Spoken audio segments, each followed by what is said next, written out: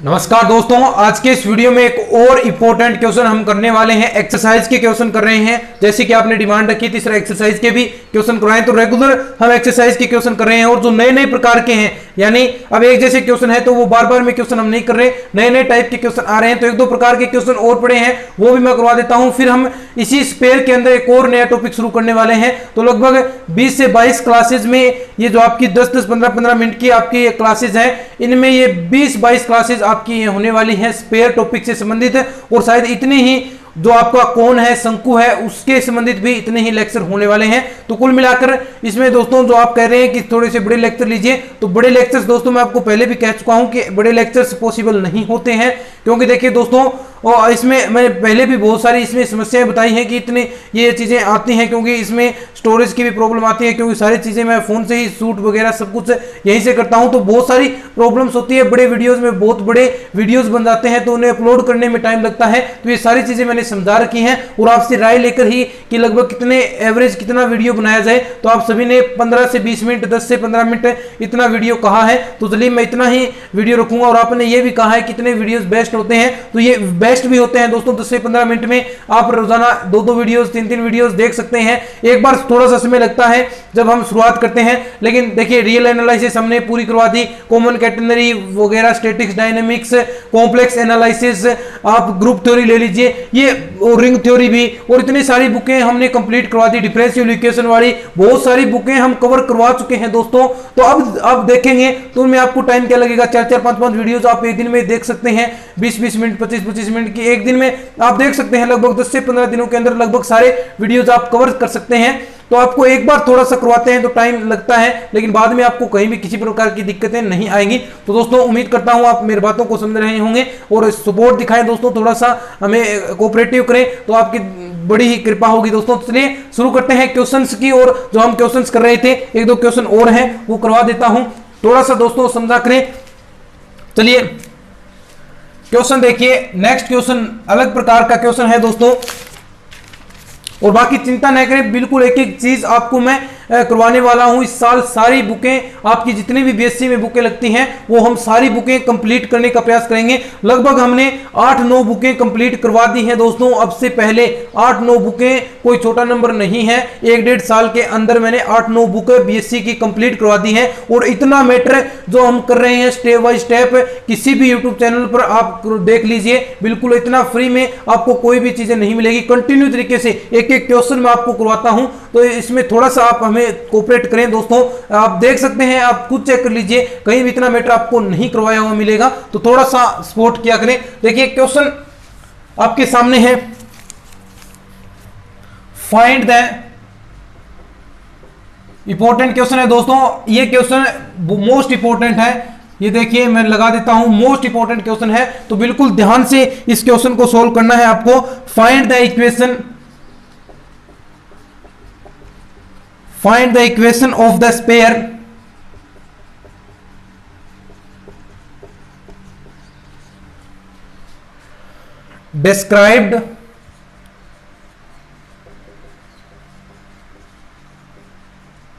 described on the line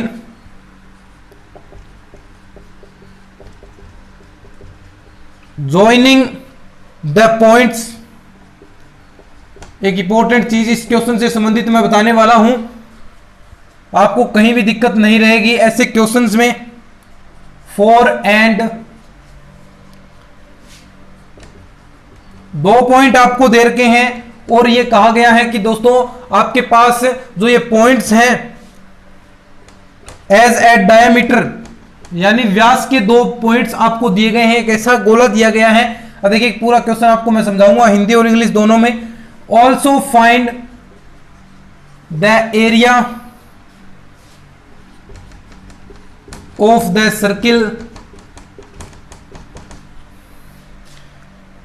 in which this sphere is cut by the plane।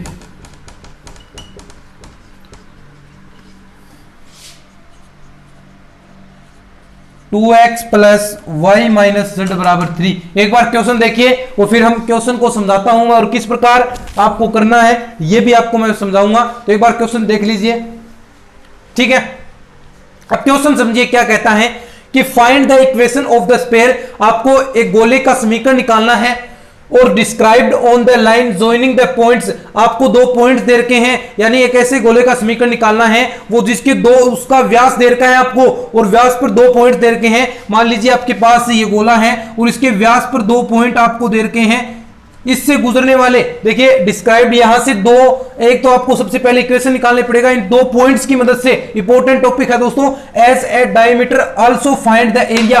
और आपको एक area भी निकालना है सर्किल का, in which this sphere is cut by the plane. और ये जो आपके पास स्फीयर बनेगा इन दो पॉइंट्स की मदद से आप जो स्फीयर बनाएंगे उससे और इस प्लेन से गुजरने वाले सर्किल का आपको एरिया निकालना है। अब देखिए क्वेश्चन समझ चुके हैं, आपको दो पॉइंट्स दे रखे हैं जो डायमीटर व्यास के हैं। तो व्यास के जो पॉइंट्स दे रखे हैं उनसे आपको सबसे पहले जो स्फीयर है गोले का इक्वेशन निकालना है। कैसे निकालना है वो भी आपको मैं एक नया फॉर्मूला बताने वाला हूं, अपनी नोटबुक में लिख लीजिएगा।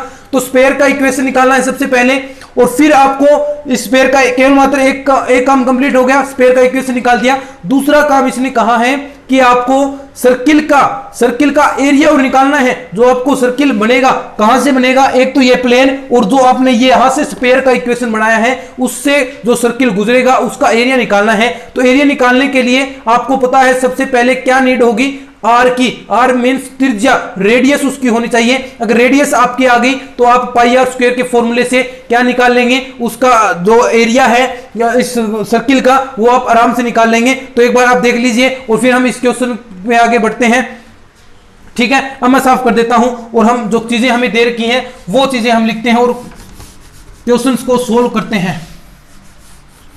देखिए सबसे पहले आपको ये दो पॉइंट्स दे रखे हैं। अब आपको एक फॉर्मूला बताऊंगा मैं, दिए गए बिंदु आप लिखें। एक फॉर्मूला, इंपॉर्टेंट फॉर्मूला देखिएगा।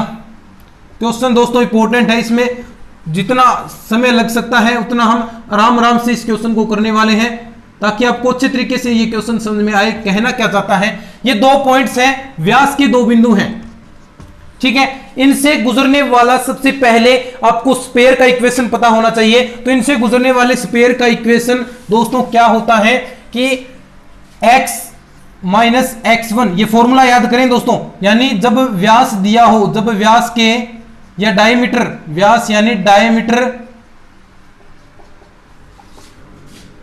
के दो पॉइंट्स दिए हों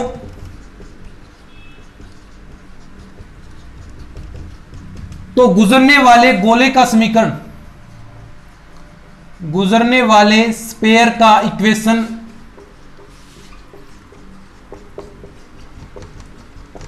क्या होगा दोस्तों। फॉर्मूला देखिए, x माइनस x1, ये फॉर्मूला है दोस्तों, x माइनस x2,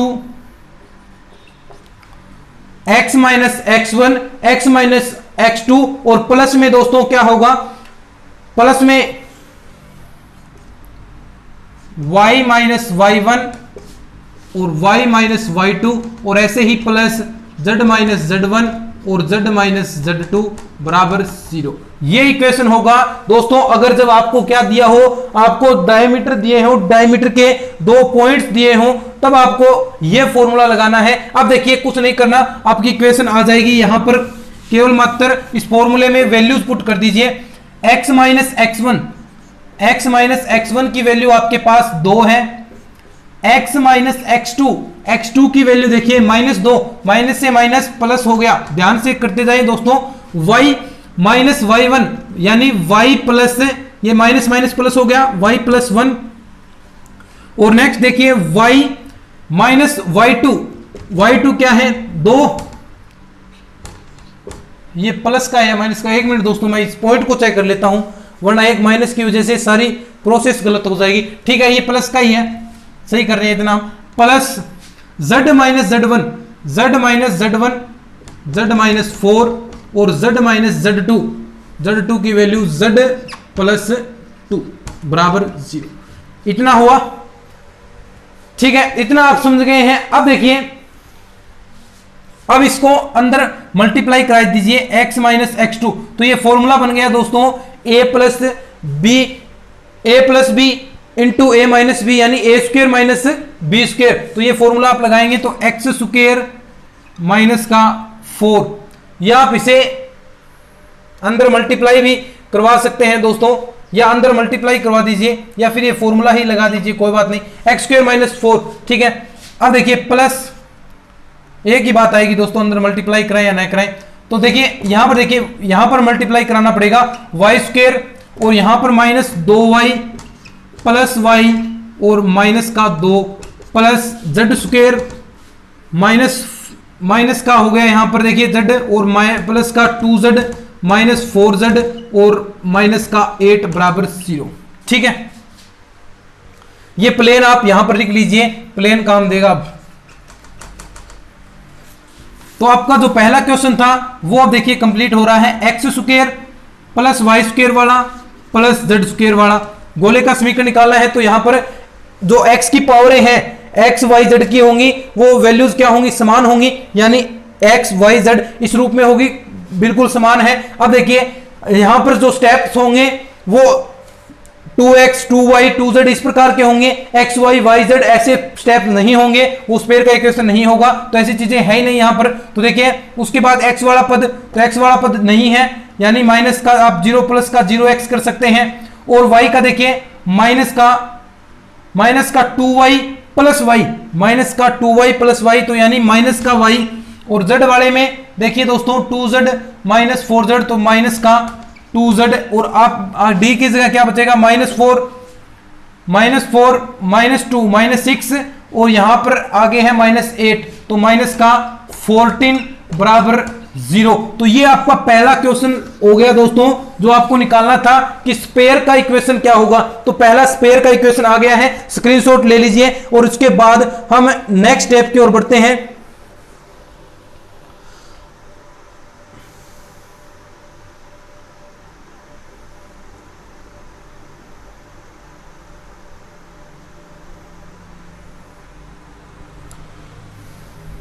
ठीक है, आपने स्क्रीनशॉट ले लिया होगा। अब देखिए दोस्तों, अब आपको यहां पर क्या करना है, जो ये आपको दिया है ये स्पेयर का इक्वेशन, और ये प्लेन के इक्वेशन से गुजरने वाले सर्किल का एरिया आपको निकालना है। एरिया के लिए आपको क्या करना पड़ेगा, उस सर्किल की रेडियस पता होनी चाहिए जो गुजर रहा है r, और वो r की वैल्यू आप कैसे निकालते हैं, देखिए थोड़ा सा आपको मैं एक्सप्लेन करता हूं, आपने स्क्रीनशॉट ले लिया होगा।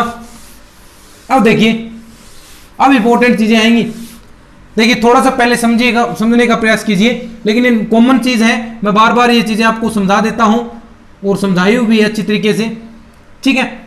ये आपका सेंटर है, और यहां से ये r है, ये कैपिटल R दे दीजिए, और ये आपके पास प्लेन P है, और यहां पर ये इसकी रेडियस है, जो आपका सर्किल गुजरेगा इस प्लेन से। अब देखिए आपको पता चल गया कि जो ये क्या है, सर्किल बना है, ये प्लेन इसका प्रतिच्छेद करेगा, स्पेयर का तो आपके पास सर्किल बनेगा।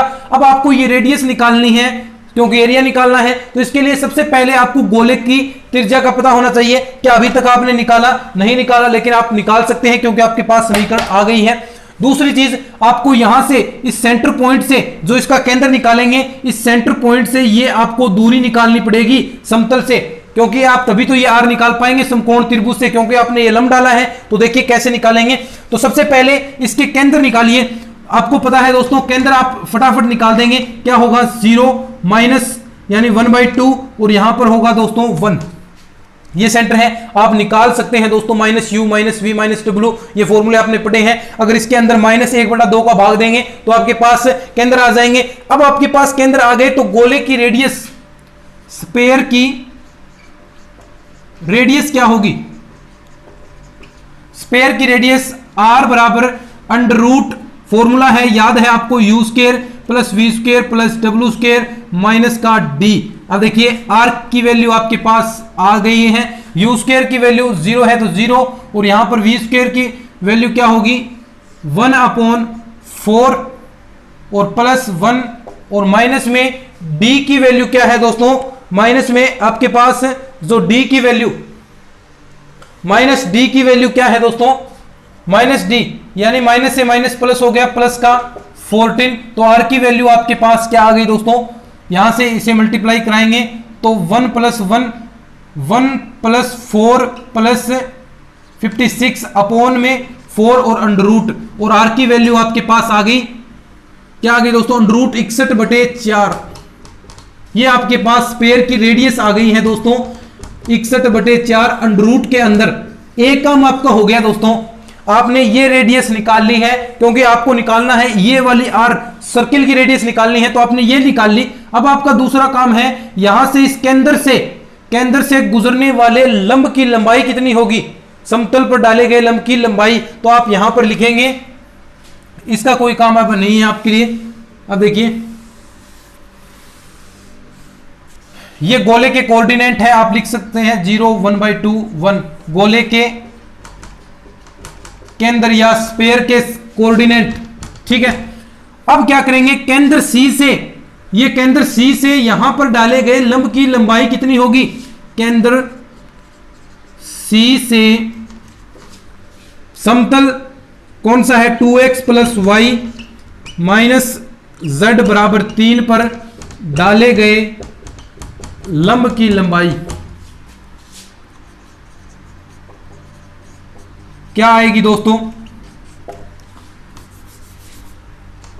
P = मोड, और यहां पर आपको पता है दोस्तों फॉर्मूले मैंने आपको याद करने बताए हैं, यानी जो आपके पास इसके से सेंटर पॉइंट आए हैं ये, और सबसे पहले जो ऊपर वाले हैं इनके मल्टीप्लाई करेंगे, और नीचे क्या होगा, इनके अंडर रूट का जो आपके पास ये पॉइंट्स हैं इनका वर्ग यहां पर होने वाला है। तो देखिए क्या होगा, देखिए सबसे पहले आप इसको मल्टीप्लाई करेंगे तो देखिए 0 से 0 यहां पर होगा, 0 + 1 इसका है तो इंटू में 1/2, और यहां पर -1 है तो यहां पर ये -1 होगा, और जो आपके पास जो लास्ट में क्या होता है -d होगा। ये देखिए ये बराबर 3 है, ये इधर आएगा तो -3 बराबर 0, प्लस में होता है दोस्तों प्लस में d, तो यहां पर -3 अपॉन में क्या होगा अंडर रूट जो l² + m² प्लस जो आपके n² है ये वाले कोऑर्डिनेट इसके, तो क्या होगा 2 का स्क्वायर 4 + 1 का स्क्वायर 1 और -1 का स्क्वायर भी 1 हो गया। तो आपके पास जो P की डिस्टेंस है, P की वैल्यू है वो आपके पास क्या आ गई दोस्तों, इसे आप सोल्व कर लीजिए और आपके पास जो वैल्यूज आ रही हैं वो आ जाएंगी। देखिए 4 में से ये कितना हो गया -4, और -4 में से आप आधा घटाएंगे तो देखिए -4 है, और यहां से आप आधा इसमें ऐड कर रहे हैं या फिर आप घटा दीजिए, एक ही बात है। तो यानी 7/2 3.5 बचा, 3/2 यहां पर 7/2 बचा, और नीचे क्या होगा दोस्तों अंडर रूट का 6। तो ये आपके पास आ गई किसकी, P की वैल्यू, और माइनस हट जाएगा क्योंकि मापांक है, तो यहां पर ये वैल्यूज आपके पास आ गई मोड के अंदर, और मोड के से बाहर आप चीजें निकालेंगे तो ये आपके पास कौन सी वैल्यू आ गई P की। अब क्या आप इसकी R की वैल्यू निकालेंगे, ये वैल्यू आ गई आपके पास, ये वैल्यू आपके पास आ गई, तो इसका स्क्वायर माइनस इसका स्क्वायर बराबर इसका स्क्वायर, ठीक है। तो सर्किल की रेडियस, एक चीज समझाइए दोस्तों, टाइम लग रहा है इस क्वेश्चन में क्योंकि इंपॉर्टेंट क्वेश्चन है। r² बराबर r² - p², ठीक है। तो r² की वैल्यू इसका वर्ग करेंगे तो आप देखिए क्या होगा 61/4 - p², इसका वर्ग करेंगे तो 49 यहां पर ये नीचे 2 आएगा तो 4 × अंडर रूट हट जाएगा 6, तो ये आपके पास वैल्यू आ गई। और अगर आप r की वैल्यू निकालेंगे, r की वैल्यू आपके पास क्या आएगी, अंडर रूट के अंदर 61/4 - 49/24, ये r की वैल्यू आपके पास आई। आप इसे सोल्व कर सकते हैं, या फिर मैं देखिए r की वैल्यू या इतनी भी लिख सकते हैं, या फिर आप इसका एलसीएम लेकर इसे सोल्व कर लीजिए, एक ही बात है। तो मैं डायरेक्ट रिजल्ट लिख देता हूं, r की वैल्यू आपकी 317/24 अंडर रूट के अंदर ये आपकी वैल्यू आएगी। तो ये देखिए ये मैंने डायरेक्ट वैल्यू लिख दी है, तो आप ये देखिए 24 की इधर मल्टीप्लाई कीजिए, इसकी इधर मल्टीप्लाई कीजिए, 24 इसका एलसीएम आ गया, और सोल्व करेंगे तो 317/24 अंडर रूट के अंदर आ गई। अब आपको एरिया निकालना है, एरिया ऑफ सर्किल क्या होता है दोस्तों, पाई आर स्क्वायर। तो पाई आर की वैल्यू लिख लेंगे, स्क्वायर है तो साथ में 317/24, तो ये आपका इकाई स्क्वायर, ये आपका आ गया एरिया। तो दोस्तों ये था, इतना बड़ा क्वेश्चन था, लगभग दोस्तों एक क्वेश्चन में हमें 20 मिनट के करीब हो गए हैं। पूरा क्वेश्चन मैंने आपको सोल्व करवाया है। तो दोस्तों ये क्वेश्चन थे और ऐसे ही क्वेश्चन है, एक क्वेश्चन और रहता है, वो भी क्वेश्चन आपको मैं करवा दूंगा। चलिए नेक्स्ट वीडियो में वो क्वेश्चन करने वाले हैं। वीडियो बहुत बड़ा हो गया है दोस्तों, 20-21 मिनट का वीडियो हो गया है। तो दोस्तों आज के इस वीडियो में इतना ही। उम्मीद करता हूं ये लेक्चर आपको अच्छा लगा है। दोस्तों सारी चीजें, एक एक चीज आपको मैंने समझाने का प्रयास किया है। अगर चीजें समझ में आई हैं तो अपने दोस्तों के साथ इस वीडियो को शेयर जरूर कीजिएगा। जो ये पसीना हमें आया है, तो इस जो मेहनत हम कर रहे हैं आपके लिए, इसका परिणाम हमें अच्छा परिणाम जरूर दीजिएगा। शेयर कीजिए अपने दोस्तों के साथ। मिलते हैं इस तरह के और नए वीडियोस के साथ, तब तक के लिए धन्यवाद। जय हिंद।